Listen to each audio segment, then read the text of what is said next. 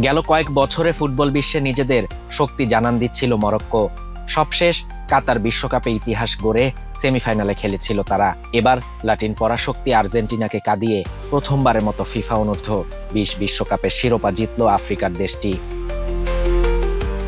চিলির সান্তিয়াগোতে বাংলাদেশ সময় সোমবার ভোরে হওয়া শিরোপা নির্ধারণী লড়াইয়ে আর্জেন্টিনাকে 2-0 গোলে হারিয়েছে মরক্কো। মেগা ফাইনালের নায়ক ইয়াসির জাবেরি, যার জোড়া গোল রেকর্ড 6 বারের চ্যাম্পিয়ন আর্জেন্টিনার শিরোপা স্বপ্ন ভেঙে চুরমার করে দেয়।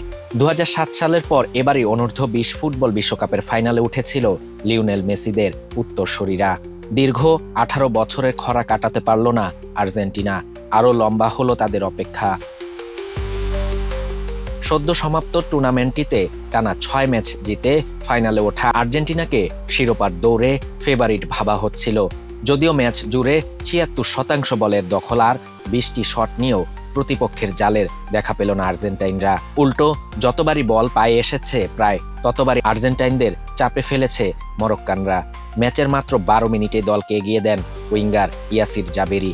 এরপর 29তম মিনিটে তার গোলে ব্যবধান দ্বিগুণ করে আফ্রিকার দলটি। এক্সট্রিম মশার কয়েল প্ল্যান্ট ফাইবার দিয়ে তৈরি, ডেঙ্গু, চিকুনগুনিয়া বাহি সহ যে কোনো মশার বিরুদ্ধে দেয় এক্সট্রিম সুরক্ষা। প্রথমার্ধে 2-0 গোলে পিছিয়ে পড়া আর্জেন্টিনা দ্বিতীয়ার্ধে মরিয়া হয়ে ওঠে ম্যাচে ফেরার জন্য। বল দখলে এগিয়ে থাকা এবং বেশ কয়েকটি আক্রমণ করা সত্ত্বেও মরক্কোর জমাট রক্ষণ ভাঙতে পারেনি। ইয়াসির জাবিরি, ওথমান মাম্মা, জেসিম ইয়াসিনদের হাত ধরে প্রথম যুব বিশ্বকাপের শিরোপা জিতল মরক্কো। 2009 সালে ঘানার পর প্রথম আফ্রিকান দেশ হিসেবে তারা এই গৌরব অর্জন করল। শাহরিয়ার শাফাত, বাংলা নিউজ 24।